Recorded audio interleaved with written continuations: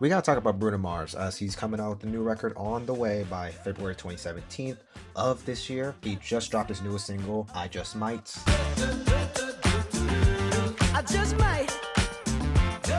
I'll talk about it a little later because we have to establish who Bruno Mars is. Coming out of Honolulu, Hawaii, a multi-instrumentalist, songwriter, producer, and highly successful American singer, Pete Gene Hernandez is otherwise known as Bruno Mars. Now, for as long as I can remember, if not my whole life, I've listened to Bruno Mars throughout my childhood of the 2010s. While I wasn't aware of the albums he came out with then, I used to listen to the hits, or at least I sort of do that now, but I think it's time for me to revisit his entire career. To think that a lot of his more well-known songs are at least a decade old at this point is kind of insane. He's finally dropping his first solo project in 10 years. While he did come out with a collab record with Silk Sonic Anderson .Paak, it's been so long since 24K Magic, and that was 2016, back when I was in middle school. Even further back, I recall Uptown Funk when that was released, and it was everywhere. Even further back, I remember Treasure, The Lazy Song, and Grenade. And I enjoyed the remix of Finesse he did with Cardi B. So yes, I'm quite familiar with his work. Now, Bruno Mars released his latest single just a couple of days ago, as the time I'm recording this. The discussion around the song, from what I've heard, has been a bit mixed. Some people have said that this is clearly a bop, while others mention how he's doing the same song over again. I want to make something clear here and state that he's a pop star. It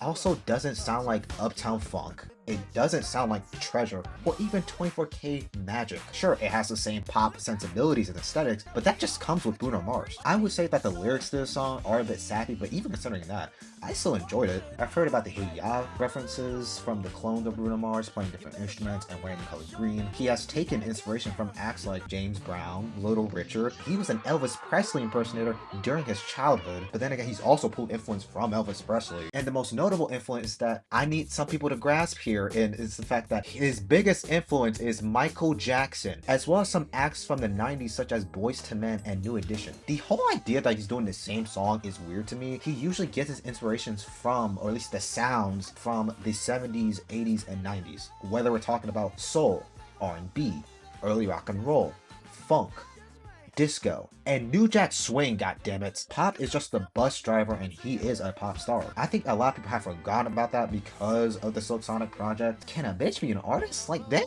So when I hear about how this song reminds people of Michael Jackson, it makes a lot of sense because he's not only talked about Michael's influence, but has found inspiration from him as well. Ooh.